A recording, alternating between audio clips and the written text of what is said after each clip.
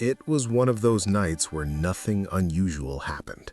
I'd been working late, the kind of work where you lose track of time because the computer hums along and emails pile up. Around 11:15 p.m. I got the notification. Your delivery has arrived. I wasn't expecting anything. I hadn't ordered food. I frowned at the alert and opened the app. The name on the receipt was mine, the address correct, the restaurant an unfamiliar one I'd never used. I scrolled down, thinking maybe it was a glitch, and my stomach sank when I saw the special instructions. Leave at the back door. The front deadbolt is stuck, but the kitchen window is unlocked. I blinked. My front deadbolt was stuck. My kitchen window was unlocked. Nobody else knew about either. Not my friends, not my family. How could this possibly be on a delivery note? I checked my camera on the doorbell app. Nothing unusual so far. No one at the back door, no vehicle parked anywhere obvious. I considered calling the delivery service. Maybe it was a mistake, but my gut told me not to. I went back to the app. The map showed a car still parked outside, engine idling, just a few feet from the curb. The driver wasn't leaving. I double-checked the timestamp.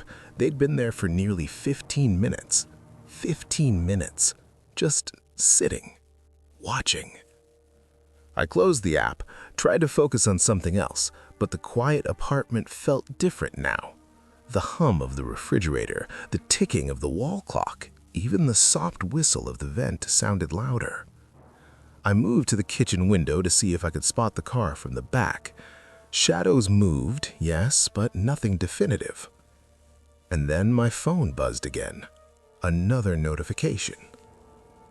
Delivery driver left a note. I opened it. My stomach dropped. "We'll wait until you come out. Don't worry, we see you." The text was short, clinical, not friendly, not a mistake. I sank back into the living room couch. My mind raced. Every rational explanation I could think of felt thin. A wrong order, a glitch, a hacker pranking me. Nothing fit the details. The deadbolt, the unlocked kitchen window, the tone. Someone had inside knowledge.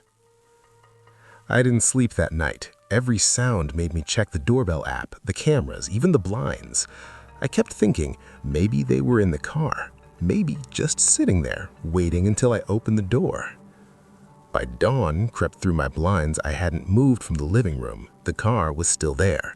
The engine was off now, headlights dark, but I knew it hadn't left. I could feel it in the timing, in the unnatural quiet of the street. The next day, I told myself I needed to investigate. I couldn't just sit and wait, not knowing if this person was actually inside my home or outside. I had to check the locks, the windows, the doors. The front door's deadbolt had indeed jammed. I rattled it experimentally, stubborn, unyielding. The kitchen window, as the note said, had been left open. I don't even remember why. Maybe I had forgotten to lock it last week. Maybe I was careless. But nobody else knew, and nobody else could know. I called the delivery company, explained what happened. The employee on the line insisted it must be a glitch or a missed delivery. "We don't have your house unlocked, and our drivers don't know about windows," she said. But when I asked her to confirm the name of the driver in the vehicle, she hesitated. Just a pause. Too long. And she finally said, "I'll have to check and call you back." I didn't wait for the callback. That night, the car returned. Same street, same parking spot, same engine idling. My heart rate picked up as I watched the figure inside through my blinds. The driver wasn't moving, just staring at the apartment. I debated calling the police, but what would I say? Someone ordered food with instructions to my unlocked kitchen window, and they're now sitting outside my house? They might dismiss it as paranoia.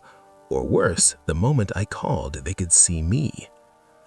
I decided to keep watching. I dimmed the living room lights and moved to the couch near the front window, trying to make out the license plate. Nothing readable, nothing personal, just a silhouette of someone inside a car, observing. Hours passed. I didn't move, I didn't stare. And every time I looked at the back door or the kitchen window, I felt that tiny prickle, They could come in any moment. By night 3, I had started documenting everything. Phone in one hand, a notebook in the other. Every movement outside, every message, every timestamp. I noticed a pattern. The driver never honked, never got out, just came back exactly at the same hour, between 11:10 and 11:20 p.m. It wasn't random. I blocked the front door camera feed on my phone app just in case. I didn't want them seeing through my devices, but I knew that didn't matter. They knew about the window, they knew about the deadbolt. They were already in my home somehow. I started leaving small traps, little things to see if they had actually entered. A pen on the floor, a newspaper turned upside down. I didn't want confrontation, I wanted proof. And by the 4th night, I got it. The pen was slightly moved, the newspaper turned again. Subtle, almost imperceptible, but I saw it. They'd been inside. Not from the front, not from any obvious door. They had used the unlocked kitchen window. I sat there for hours, too scared to move, too scared to go outside. The car was gone, but that didn't matter anymore. I knew they were in my home. I spent the next 2 days checking every lock, every hinge, every latch. Nothing was broken, nothing forced. Whoever did this had knowledge, patience, and a plan. I didn't sleep again for almost a week. Every time I turned on my phone, the app glitched. Notifications about delivery completed appeared for meals I never ordered. I stopped opening them, but the messages kept coming. They didn't even need to appear in real time. Some came in delayed, almost as if the driver or whoever was experimenting, making me wait, keeping me alert. I considered moving, but my lease had 6 months left. I couldn't just up and leave, and besides, the idea of packing while they were in my apartment, I couldn't even think about it. The final straw came when I woke to a soft buzzing from my phone. A notification. Delivery driver has left a note. I didn't touch the phone for 10 minutes. I didn't move. I just sat there, listening. The buzzing stopped, then started again, more insistent. I swiped open the app. We've been inside. We know your schedule. Don't try to hide. We're patient. I dropped the phone. My apartment went quiet. The air seemed heavier. Shadows in the corners deepened even though the lights were still on. I knew someone had been inside while I was asleep. I left the apartment at 6 a.m. that day. I called a locksmith, changed all the locks, reinforced the deadbolt, added bars to the windows. I stayed with a friend for a few nights. I told myself that was enough. The driver or whoever it was wouldn't come back. But I couldn't shake the feeling. Every time I heard a car slow down the street, my heart would pick up. I'd check through the blinds. Usually nothing. Sometimes just the shadow of a vehicle parked nearby, engine off, still, watching. I haven't ordered food since that night. I haven't trusted any delivery service, and I don't plan to. I keep telling myself it was just one person, a driver who made a terrible mistake. But deep down, I know better. Whoever it was knows my home. They know my schedule, and they're still out there somewhere, waiting.